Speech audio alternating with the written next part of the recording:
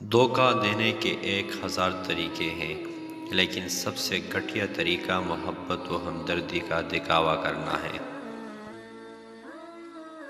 ہمارے معاشرے کا تربیتی لیول چیک کریں، حرام محبت و شاعری اور حلال بیوی پہ لطیفے لکھے جاتے ہیں۔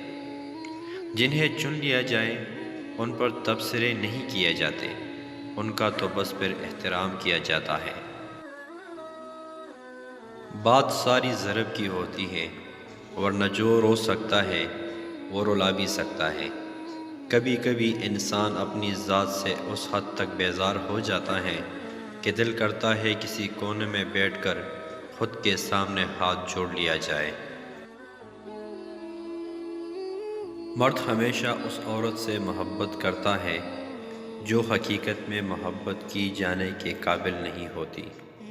ابو کہتا ہے، مرد کے دکھ بے زباں ہوتے ہیں، وہ تو 4 دوستوں میں بیٹھ کے رو بھی نہیں سکتا، اپنے درد کا بھی پردہ رکھتا ہے۔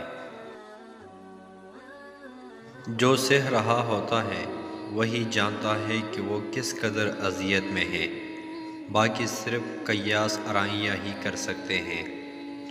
وہی بچے ماں باپ کے بڑھاپے کا سہارا ہوتے ہیں جنہوں نے اپنے ماں باپ کو بوڑھا کیا ہوتا ہے۔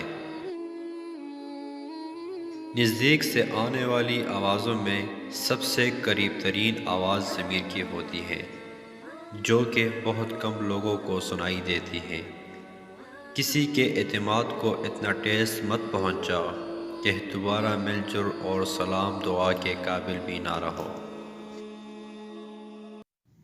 جس عورت یا مرد کا نام اس سے شروع ہوتا ہے وہ عورت یا مرد زندگی میں کچھ بھی کر سکتے ہیں، ان کے لیے کچھ بھی مشکل نہیں۔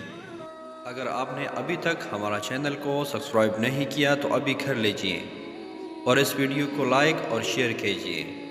Thank you for watching.